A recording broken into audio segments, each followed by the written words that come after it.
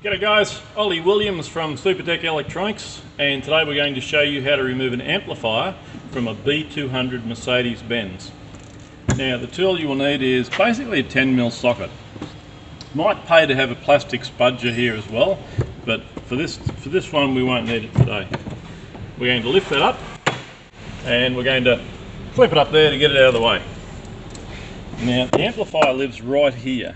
Now, one of the symptoms you may be having is no sound at all. Maybe modules aren't firing up, could be in the amplifier.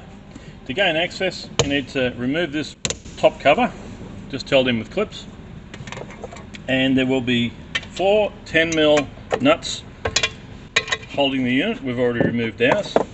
After that, the whole amplifier will lift up. Now, you don't have to remove this part here. If you choose to, it's held in with 2 bolts and some clips. It'll pull up after you remove the 2 bolts, but for this one we don't need it. So we're going to push that guy in there, which will disengage that socket there. So it's just a swivel action, and this one here, you just press that front button, pull it out, and that unit is ready to send off to Supertech Electronics for repair.